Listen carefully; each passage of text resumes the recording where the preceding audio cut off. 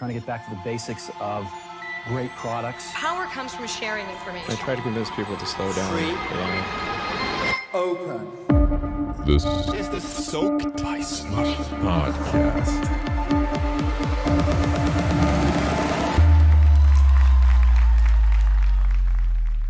Hi, welcome to the Soaked by Slush podcast. I'm Anna, and with me in the studio, or actually in the distance studio in Copenhagen, is Isak. Isak, how are you doing?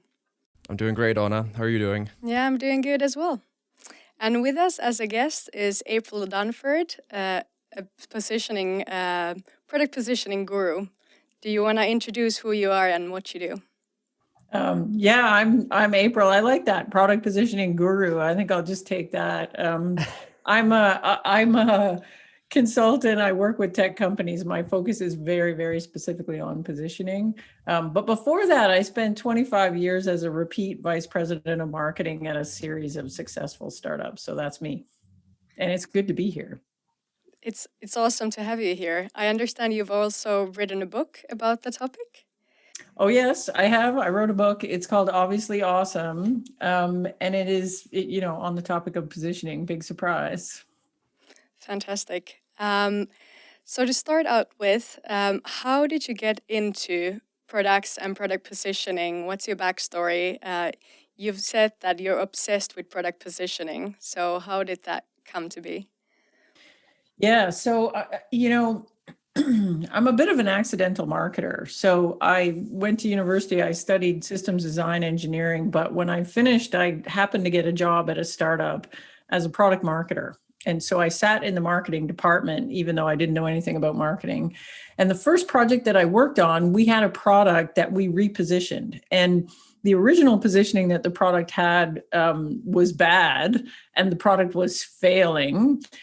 We thought it was desktop productivity software. But what we found when we put it out in the market is that customers were using it in a completely different way than we imagined. We repositioned it as an embeddable database for mobile devices, and the product absolutely took off. And so we grew really, really quickly. We ended up getting acquired by a big company in Silicon Valley. Shortly after the acquisition, my boss quit, and I don't know why, but they put me in charge of the group. So now I'm, fairly new in marketing, but I'm running this great big team. We had 3 or 4 other products that we inherited in that acquisition, and I repositioned those as well. And so really early in my career, I got introduced to the power of positioning in a really extreme way, that we had a product that looked like a total failure that all of a sudden became this super high growth thing and went on to produce hundreds of millions of revenue. So from that point forward, I was like, wow, this positioning thing is really important. If we get it right, it can really change the fortunes of not just the product, but the company. And yet the other thing I noticed is that we don't actually know how to do it. Like, we don't actually have a methodology for doing it. So the first time I did it, we were just kind of messing around. We just muddled our way through it. When I landed at the bigger company, I thought, well, there must be people here that know how to do this properly. There must be, and we'll follow the proper methodology. It turned out there actually wasn't one. And so for the next 10 years or so, I was kind of focused on gradually over time building a repeatable methodology that we could use that would get us to some good positioning without just kind of mucking around to do it. Can you open up a bit what this methodology is? Because we talk about product positioning. It's such a huge area where there's so much to think about. You have to, when you make a new product, you basically have a new thing in the world that you then not only have the opportunity, but the responsibility to sort of define what it is and the surrounding context and everything. And it can be so complex. So what is this methodology that you're talking about? Yeah. So, if you think about it, what we've got when we build something new, right? Let's say we've got a new idea for something. The first thing we do usually in startups is we'll go and do some customer discovery. So we'll go out and we'll interview customers, and what we'll come up with is what I would call a positioning thesis. So the positioning thesis kind of says, look, we assume this is who we compete with. This is how we're better than the competition. This is the value that we alone can deliver for customers. These are the kind of customers that are going to love it. And therefore, this is the market that we intend to win. most of the time we don't actually do that, thinking about it in those 5 components. But we do have this idea that, this is how we're going to win in the market. Then we get it out in the market. And does it work? Usually our thesis is partially correct, but partially not correct. And so we'll have to make some adjustments. Now, a lot of companies don't actually roll with those adjustments very well. Like they have a thesis. If the thesis proves to be wrong in part or in total, they're just going to say, well, that's it. The thing has failed. That's, we throw it out. We're going to go do something else. Most of the time, though, it's only partially wrong. And so we actually need to adjust the positioning to then go chase the market that we really have a good chance of winning. My methodology is really focused on how do we do that adjustment? So we've got it out in the wild. We've got a certain number of customers. We're starting to see the patterns. How do I actually lock down the positioning so that we can really put our foot on the gas, marketing and sales, and grow really quickly? So how we do that in my methodology is we start by getting a really good grip on who do we have to beat in order to win a deal. That's step 1. So what are the competitive alternatives to what we do? And that's kind of 2 buckets of things. Like one is I got to beat status quo in the account. So whatever the customer is doing today, which might not even look like a competitor, it might be using an intern or using a spreadsheet. So I got to beat that in order to win some business. I also got to beat any other competitor that they've put on a short list. So I need to understand first, who do I have to beat to win a deal? Once I have that stake in the ground, then I can say, okay, here are all the things, the capabilities that my product has that the alternatives don't. And this is easy. I can usually fill a whiteboard full of this stuff. I got all kinds of stuff that they have that we have that they don't. Then I can take those capabilities, I can map them to value. So what for each of those capabilities? So what for customers? And what we're trying to do is get to 2 or 3 value themes to say, look, this is the differentiated value, the value that only we can provide to customers. That gets us to our differentiated value props. Once we have that, then we can say, all right, well, who cares a lot about that value? I could go sell to anybody, but not all customers care the same about the kind of stuff that we do. So if I ask myself, what are the characteristics of a target account that make them care a lot about my value? That's kind of a way to back into how do I describe a really best fit customer or identify a best fit customer? And then the last bit is market category, where you say, all right, so now that I know all of that, I'm asking myself, what is the best context to position that product in such that this value is obvious to these folks I'm trying to target? So that gets me to my best market category. So that's kind of at a super high level how my methodology works. That's really interesting. Talking about competitors, you've mentioned that sometimes companies focus too much on like ghost competitors, and that can kind of lead them astray. So do you want to elaborate on that a little bit? Yeah, like generally, if I go into a company and I say, who do you compete with? Usually they give me this giant list of companies. And a lot of times I think it's like theoretical. Like these are all I went to the Google machine and these are all the companies I found when I Googled, like these are all the folks in the land that kind of do something kind of like what we do. But then if you actually go to your sales team and say, who do we lose to? Who else gets on the list? And or ask the question, what would a customer do if you didn't exist? That's a really different list that you end up with. So you'll end up with, first of all, you'll end up with whatever status quo is there. So that might be use a spreadsheet, hire an intern, just do this manually. And we're not used to thinking about that as competition, but it is in the minds of customers. It's an alternative way of getting the thing done. And then the second thing is, there might be 1,000 companies in the land that sort of sound like what you do, but if a customer doesn't know about them, if they never land on a short list with you, then they just don't matter from a positioning perspective. It doesn't mean you don't ever keep your eye on them or you're not sort of tracking them, especially on the product side of things. It doesn't mean you're not tracking them because in the future they might be a competitor of yours, but today they're not. They're just not giving you any static. And so in my opinion, You're positioning, you don't have to position against ghosts. I don't have to position against competitors I don't actually see in deals. So, and if we do start seeing them in a deal in the future, we'll adjust our positioning to compensate for that. So this first step of really understanding who your competition is super important. If you get it wrong, it can really mess up your positioning. So for example, I'll get startups that'll come to me and they'll say, hey, we got this thing, it's amazing. And I'll say, okay, well, who's your competition? And they'll say, well, they give me the big list of little startups nobody's ever heard of. And I say, well, how are you better than them? And they'll say, ease of use, man, ease of use. Because if you look at all those things, it takes 29 clicks to get a thing done. But with ours, it only takes 2 clicks. So, we're going to win on ease of use. I say, okay, that sounds good. But do you actually ever see any of these competitors in a deal? You ever lose a deal to them? And they'll be like, no. I'm like, what do you lose to? And they say, we lose to do nothing. We lose to, the company just decides they're not going to do anything. And I'm like, well, they're not actually doing nothing. Like, how do they get it done in the company? And they'll say, well, they just like hire an intern or something. So your real competition is the intern.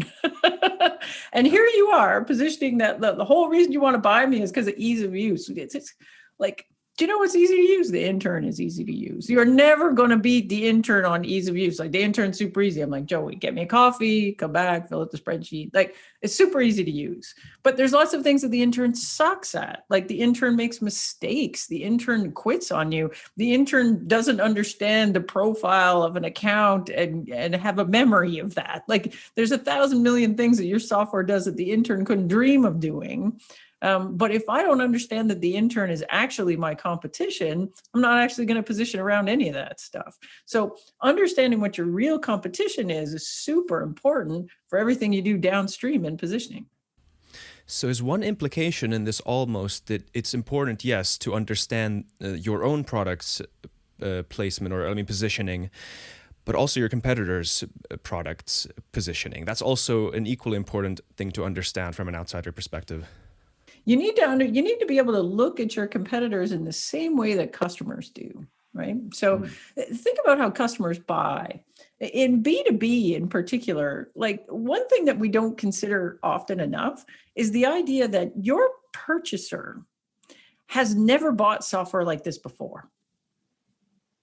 So let's think like, the VP finance wakes up and says, you know what sucks? This accounting software sucks. And we need to get some new accounting software.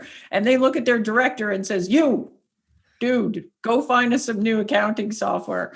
And the guy's like, crap, I never bought accounting software before. I don't know how to purchase accounting software. I don't know what my options are. I don't know. Like the first thing they got to do is make a short list. And so how do they do that? They don't even know what their purchase criteria are. And we actually make it really hard for customers to do that because all we do is talk about ourselves.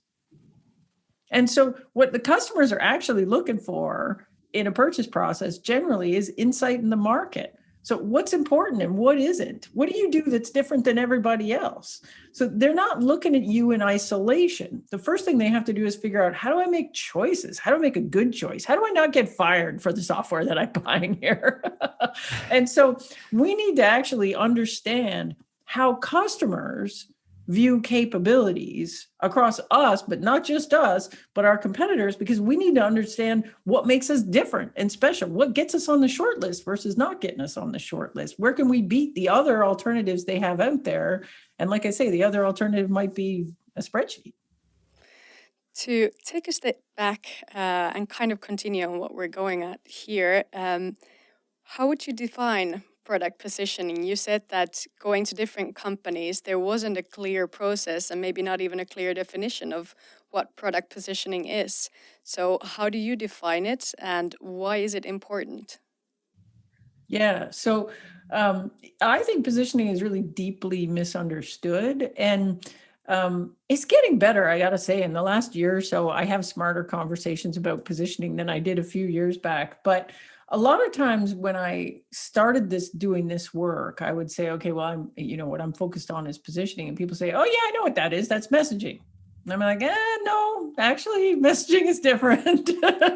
And they say, oh, that's like your tagline. We're coming up with a tagline. I'm like, no, actually, no, that's different too. Or my pet peeve is people talk about brand positioning. They're like, we're doing brand positioning. And I'm like, well, I'm not sure what that is, because there's branding and there's positioning, and those two things are actually totally separate. So in my mind, branding, messaging, your tagline, which I just consider a subset of messaging, that stuff comes from positioning, but the positioning has to come first. I can't do branding until I understand who the brand is for, right? I can't write messaging until I understand what's my differentiated of value against which competitors. So I need the fundamental pillars of positioning. I need to figure that stuff out first before I can go do branding or messaging or any of that stuff. So in my definition, positioning defines how your product is uniquely qualified to be a leader at something that a well-defined set of customers cares a lot about. Now that's a bit of a mouthful, but it's going to define the 5 things. It's going to define who's my competition, how am I different, what is my differentiated value, what customers am I actually going after here, and what is the market category that I intend to win. So it's the definition of those 5 things. That's what it is. Continuing on something that you said about brand positioning, so should companies do brand positioning or product positioning or both? And what's the relationship between those two? Yeah, so here's how I like to think about it. There are different levels of positioning within a company if you have multiple products. So, at a very simple level, if I'm a startup and I have one product, then the product positioning and the company positioning is the same, because you only have one thing. Like there isn't anything else. Like there's no other capabilities that the company has. You're a company, you do one thing. It's like Slack, right? We have one product, one company. There's no difference between the product positioning and the company positioning. But things get a little bit more complicated when you have multiple products. So for example, when I worked at IBM, which is a company with a lot of products. And so at IBM, we had this kind of cascading levels of positioning. There was the company positioning, which answered the question, why do I want to do business with IBM? And the answer to that was, well, we have hardware, at least it was back then. I have no idea what the positioning is now. But back when I worked there, they'd say, well, why would you want to do business with IBM? Because we have hardware, software, services. And then underneath that, there are divisions, hardware, software, services. And then we'd answer the question, why would you want to buy software from IBM? And then underneath software, there were 5 big brands, big divisions, which I can't remember what they are anymore, but there was information management, WebSphere, Tivoli, I can't remember. Anyways, there was 5 of them. And I sold a product in one of those divisions. So whenever I went and talked to a customer, we would actually position the company, position the division, position our group in the division, and then we would position the product. So it would kind of go like this, like, hey, hi, I'm here to talk to you about this thing. But first, we're IBM. Here's why people want to do business with IBM. We do 180 billion revenue. We do hardware, software, services. Here's why you care that those 3 things come together. And by the way, we sit in software group. Why would you buy software from IBM? Well, we specialize in middleware, and this is why it's good to have your middleware all work together. And that's kind of our area of specialization. One of the things in middleware we do is databases. I'm in the database division. Why would you want to buy databases from IBM? We actually invented the relational database. We hold all the patents. Let me tell you about that. And today we're here to talk about this thing called IBM Information Integrator. It's the world's greatest blah, blah, blah. And then I would position that. Now, that sounds like a lot, and that's an extreme version, IBM. But the reason we do it that way is that the value of being part of IBM was part of the value of this product. If it made more sense to just jump straight to the product and try to pitch you the product independent of anything that IBM could do for you, well, why is it part of IBM's portfolio? Why wouldn't we just have it be its own company, sell it off to somebody else? And so I think there's cascading levels. More common, what you've got is I've got a company and I've got a couple of products. And so you'd say, look, this is the company, we do this, our capabilities encompass this, and we're going to help companies like this do these kinds of things. Now, if you're working with us, there's two offerings that we have, and then you would position the offerings independently. Well, that's Are there some? Go ahead. Sorry, Anna. Are there some like basic questions? Let's say you're a founder, you're trying to the first time ever you're positioning your company or your product. What are some of the main questions you have to ask yourself, or to think about that process when you first start thinking about it? Like, again, like if the product's not developed yet and you're trying to build it, I think you're doing customer discovery and you're trying to figure out, again, like who do I got to beat in order to win a deal? What have I got that's different? And what is the value that I can deliver to customers that's distinctly different from whatever it is that they're doing today or any other competitor they might choose? And I think you got to get really tight on that at the beginning. And, along with who's my target customer, like who really cares about that value. But I think you also need to be open to the idea that you're going to get it wrong. Like generally we get it wrong at least a little bit in my experience. So where customer discovery can only take us so far. It's super important to do it. We don't want to skip that step, but we need to kind of say, look, this is a positioning thesis. And in our first wave of customers, we're going to test the thesis and see if it's correct. And maybe it isn't. So maybe a different kind of customer that we never even considered loves our stuff for reasons that we didn't even really deeply understand. And once we start seeing the patterns in that, we have to be able to sort of let go our positioning thesis and pivot the positioning or adjust the positioning so that we're really focused on the place where we know we can win in the market right now. What I think most founders do is, first of all, they're not really thinking about positioning in a structured way. They're just sort of like, I got this product and it does this thing. But they're not really thinking about who do I have to beat to win a deal? What kind of customers would like this? And what kind of customers love this? And what kind of customers are like, this is just okay. And then a thing that I see a lot is founders will often really get married to the thesis, right? This is why we bought it and this is what it looks like.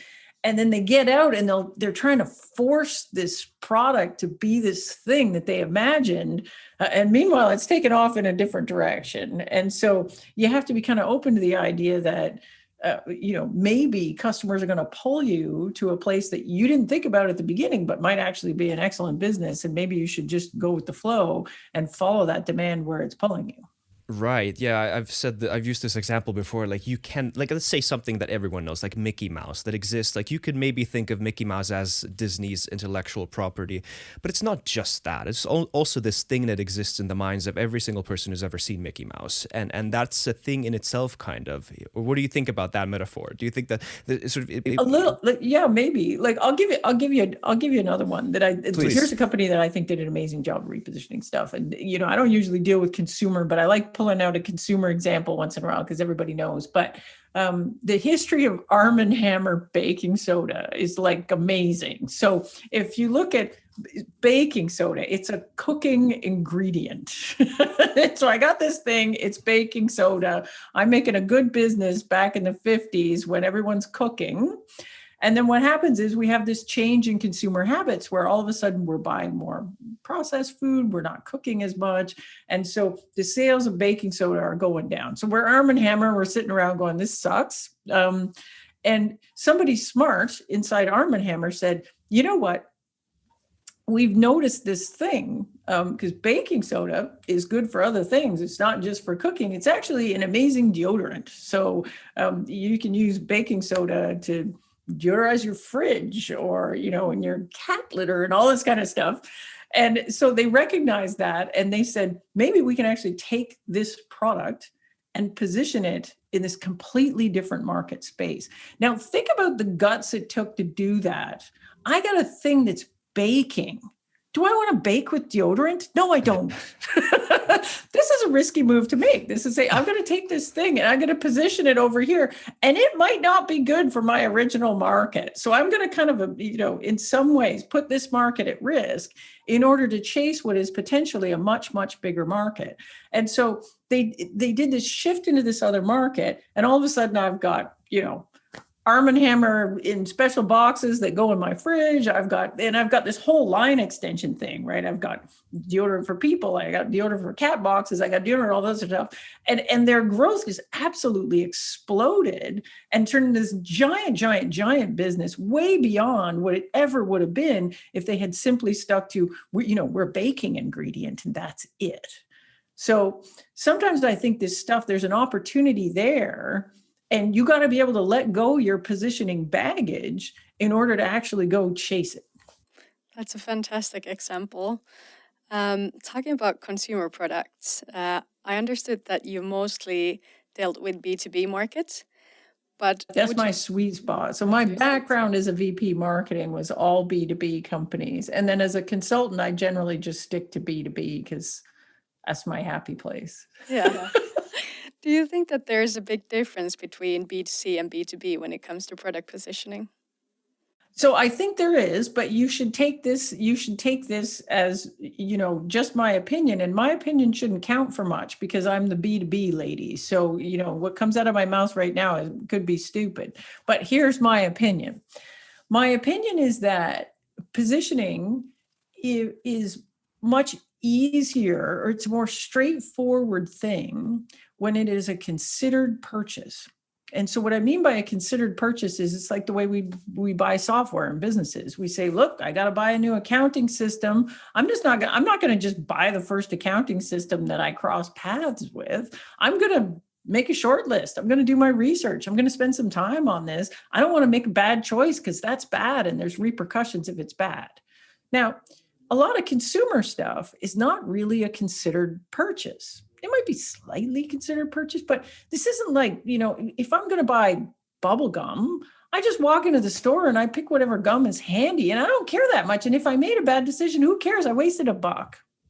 So in consumer, the concept of competitive alternatives is really different because it's not a considered purchase a lot of the time. And so things like distribution and the convenience of actually making a purchase matter a lot and can be huge differentiators on the consumer side in a way that, this is all kind of equal in B2B. Like, we all sell whatever way we need to sell, but it's not that hard to buy. And you gotta come to us and we're going to have a conversation.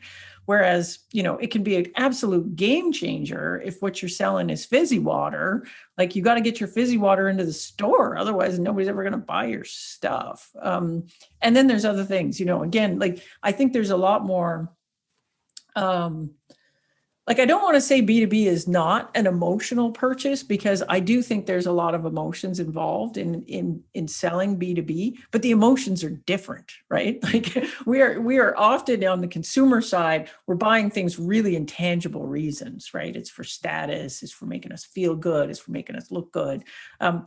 We do that in B2B as well, but we have to justify it, even if it's emotional purchase, we have to justify it to our boss in kind of non-emotional ways. and so, the emotions that we have to worry about in selling in B2B are, the purchaser is generally very worried about making a bad decision, and that bad decision is going to look bad on them. It's going to cost them a promotion. They're not going to get a raise.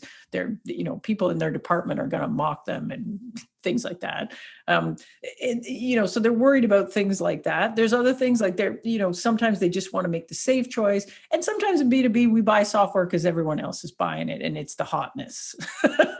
But we still have to justify it to our boss. The boss is going to look at you and say, are we just buying that because we think it's cool? And you'll say, no, absolutely not. Here are the 15 reasons. So there's emotion involved, but but you also got to come up with the reason. So I think these are very different when it's just me and I'm just buying something for myself and it's my money. I get to make decisions however I want. So I don't have to worry too much about the boss. Right. That makes a lot of sense. Is there, What are some pitfalls when you start positioning? Are there some common mistakes that people do, even with this methodology? Yeah. People maybe misunderstand. Yeah. So I've talked a lot about this, understanding your competitors from a customer point of view. That's a big pitfall. So people will come and they'll include all the phantom competitors. They won't include status quo. And so that's common mistake number one. The second one is this concept of value is hard. It's hard even for marketers, and we deal in value all the time. But if you've got a team where there isn't a lot of experienced marketing folks on the team, this concept of I don't sell features, I actually sell what the features can do for a business is really difficult. So you'll get companies and they'll say, you want to buy us because of our blah, blah, blah, AI, machine learning technology. And I'm like, who cares? Who cares? Why does a customer care about that? They don't. They actually care what the machine learning can do for them. And so what I see is a lot of positioning where folks are trying to anchor off things that are just features and not actually value for customers. Like, why does a customer care? So that tends to be the step where people have the most trouble. And even in the workshops I run with my clients, that step between translating features to value is generally the step where we have the most heavy lifting. The last thing I'll say is, I think that right now, a lot of companies, I think, are overthinking market category. And so here's the thing about market category. It's kind of the answer to, am I email or chat? Am I a database or a business intelligence tool? This is important. Market category is important because what it does is it kind of orients customers a little bit around what you are. But it only gets you so far. Like, it doesn't replace your messaging. It doesn't replace your sales pitch. What it does is it takes a customer that knows nothing and it picks them up and puts them on the road that leads to your product. But you still need messaging and sales and everything else to get them there. Like, it's not going to get them there on its own. And importantly, what it doesn't do is it doesn't pick up the customer and put them on a road that leads somewhere else. And then your poor sales rep is going to have to lead them all the way around and say, no, I need you back over here, this way. No, we're not email. We're not. We're this other thing. Please come over here and point this way. So what we have right now in the market is a little bit of, I think, an unhealthy idea that if you're not creating a brand new market category and positioning yourself in there, then you're just not doing the job right. And I think that's crazy. Like, it is much, much easier to position in an existing market category or to anchor off an existing concept to orient a customer in the right direction than it is to attempt to make up a brand new thing that doesn't orient them at all. And now I have to explain what the new thing is and then get them oriented. And I've added this whole extra step to my thing. So sometimes we have no other choice. Like, the market category is emerging and we're in that, and we have no choice but to actually define the market before we can sell anything. But most of the time we want to position in the way that makes it easiest to sell. And there's nothing wrong with positioning in an existing market category. In fact, the history of Silicon Valley tells us that for an early stage company or a brand new product, you are much more likely to be successful positioning an existing market category than trying to make up a new one. And so the companies you know and love today are companies that were fast followers into categories after the category was already defined by somebody who ultimately lost it. That's why we don't use Ask Jeeves. That's why we don't use MySpace. That's why we don't know what a creative MP3 player is, because those companies created the market category and then lost to fast-moving entrants that came into it after the category was created and then went on to dominate it. So in a company, who does the work? You've mentioned marketers many times, but could it be the CEO, the product team, or another team? Like, who owns product positioning in a company? Yeah. So here's how this works. Like, imagine I've got something like, let's take my first product that I ever worked on a repositioning on. We thought it was desktop productivity software, like literally a fancy spreadsheet. And what we ended up repositioning it as was an embeddable database for mobile devices. Pretty different market. And in fact, different pricing, different sales model, like literally a new company, like completely different. Do you think I could have made that decision on my own? Probably not. Like that's like making that's like making a giant change in business strategy. And so, in my opinion, if we're working on positioning, that is a team effort, and we need sales, product, customer success, the executive team. This is everybody at a senior level needs to come together and agree on this, because we're all going to need to own executing on it. And generally, the ultimate yes or no on this stuff is going to be the CEO or the founder, whoever runs the joint.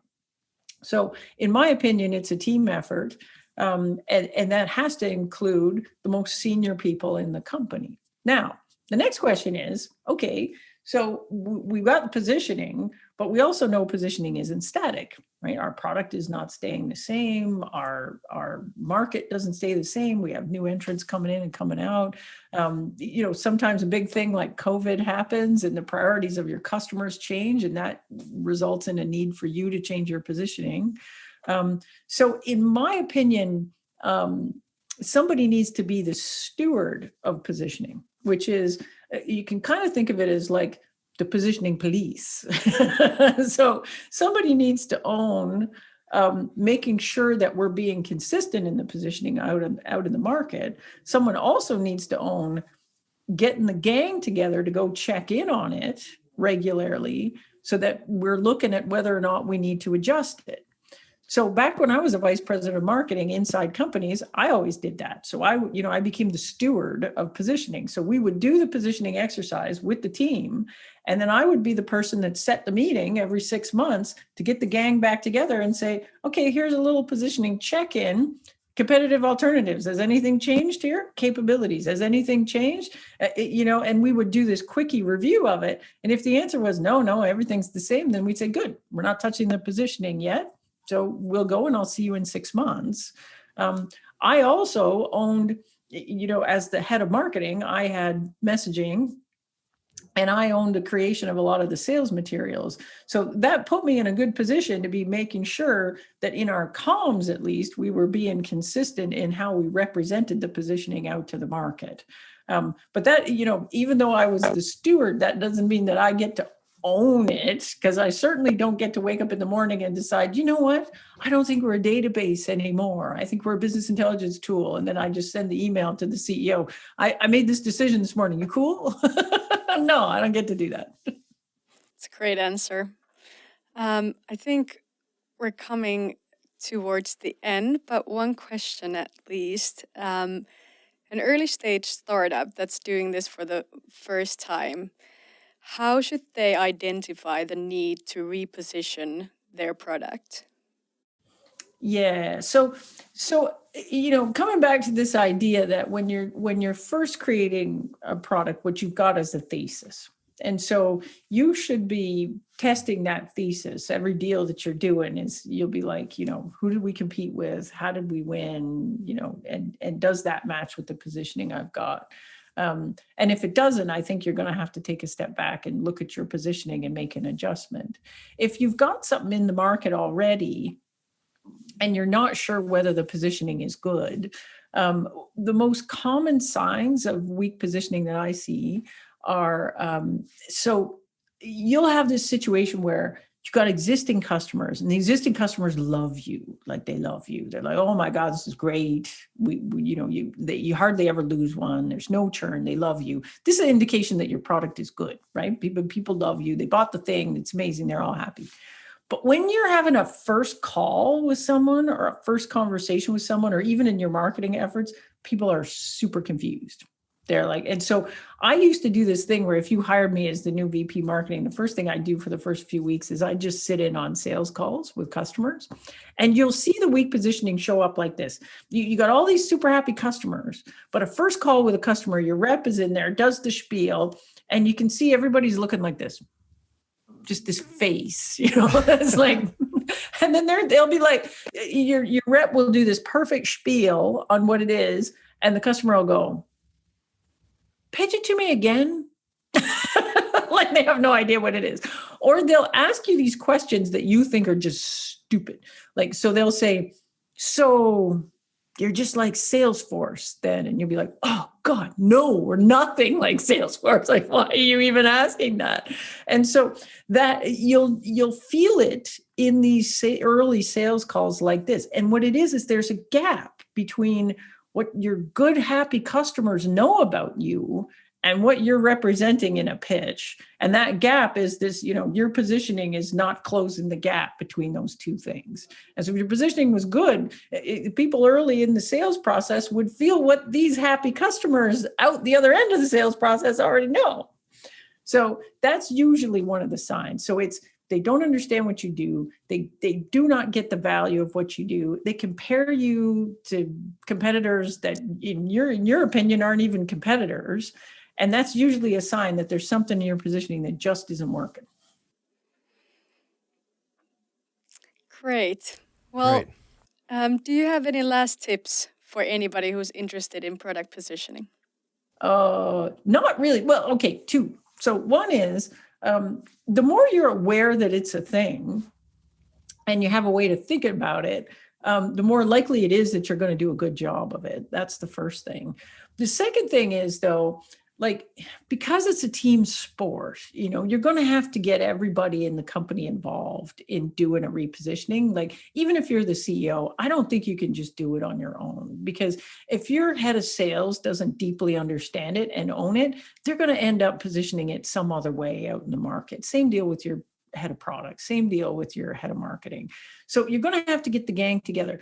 But if you're getting the gang together to work on positioning, you can't just bring everyone into the room and have a loosey-goosey chat about it.